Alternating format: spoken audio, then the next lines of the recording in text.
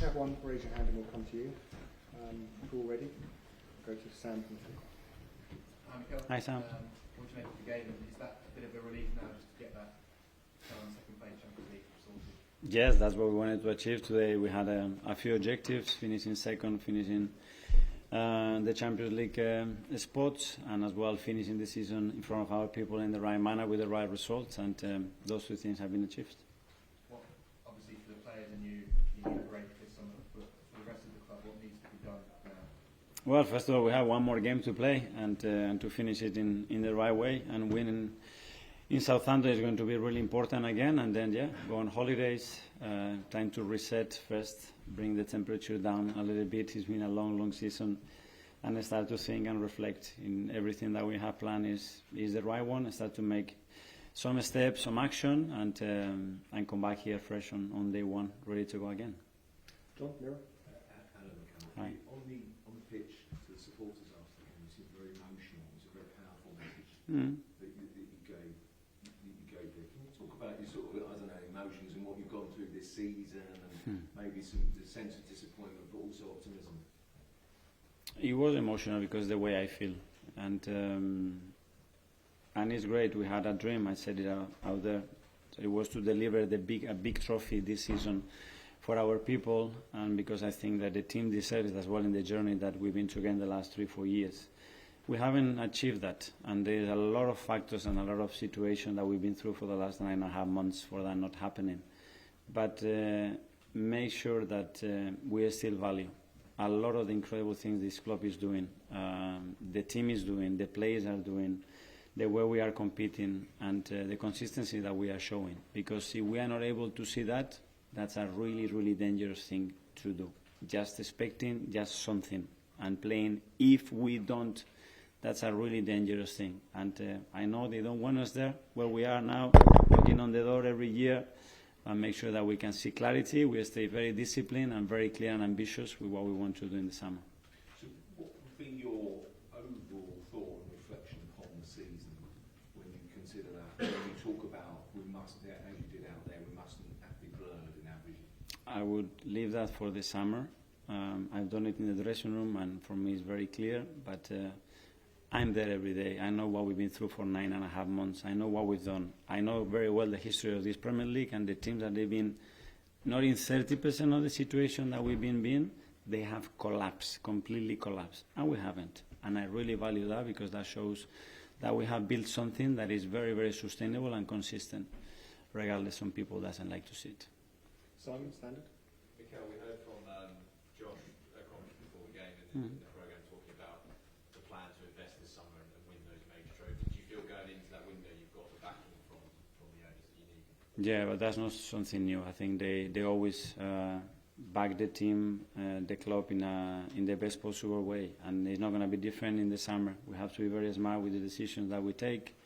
Obviously, we need players because the squad is really short, and on top of that, we are losing 4 or 5 players that they're going to end contracts, and the loans are finished. So we need to be sharp. Again, very disciplined in what we want to do, and make sure that we are stronger next season. Does the fact that you now officially got that Champions League qualification mean you can literally tomorrow start executing that plan, because financially you know where you're going to be? I mean, the plan is done, and the time will be dictated by many parties, many circumstances that unfortunately we don't control. But we have great people in charge of that. Andrea is going to be leading that with the board and ownership, and as well make sure that the ones that we have, they feel valued, they feel loved, and we make sure that they want to continue with us in the right manner, and then the whole environment that is excited, that is not just about now if we next, because we cannot start a season like that, and I want to feel that from day one, and I'm going to be very insistent of that. Yes, and Delima?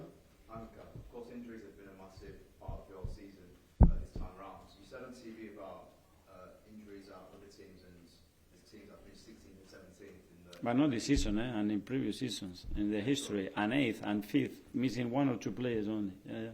So you said 16th, 17th, was that Spurs and United? No. That was in the past. And in the past, in 5 years ago, 10 years ago, look in the memory and see what has happened in this league. Do you think next season, without such injuries, obviously? I don't know. I don't know. Tom? I will try. When I can promise, I will do my very best. I will live my life here. I will give everything. I will get every drop of everybody there, squeeze it to get the best. But promise, I cannot promise. I cannot. Any manager is going to promise tomorrow. Next season, I'm going to be in the Premier League or the Champions League. If I have to do that, I don't do it because I cannot promise anybody that. My best and the best of these players that they're going to try and go mad chasing that, I guarantee you that that's going to happen. Tom, for London? And Mikel, you've highlighted there the difficulties that we've had this season. When you were at Union Chapel last night and you walked out on that stage with the fans that were there, I was lucky enough to be in that room and hear that noise.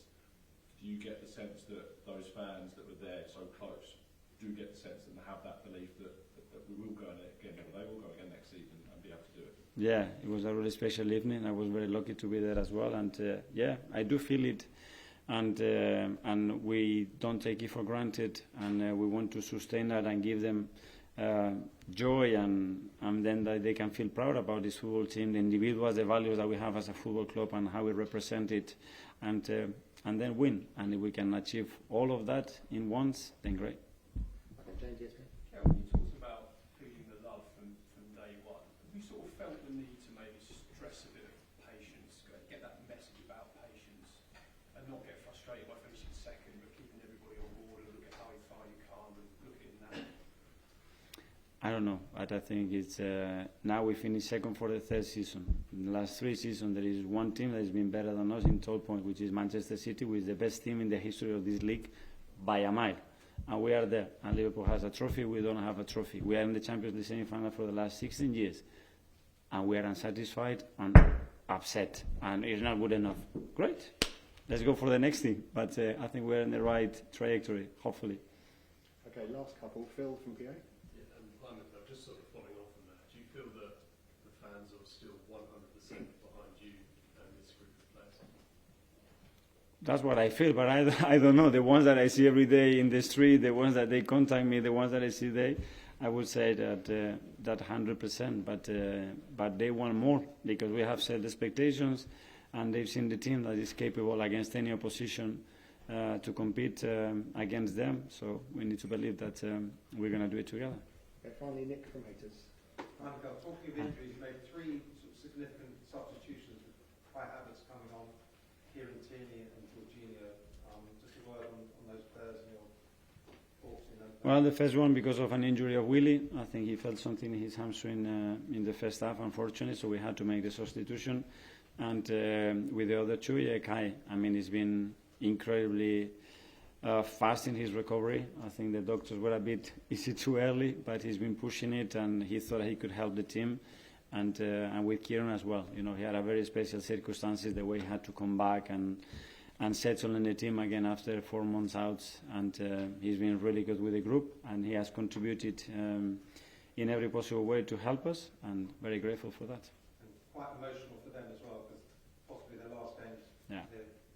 Yeah, we had a few in the dressing room that probably is going to be the last time that they put that shirt at the Emirates. So I've been there and make sure that we are close to them, and I'm very grateful to them as well. Okay, well, thank you. Yeah, thank you.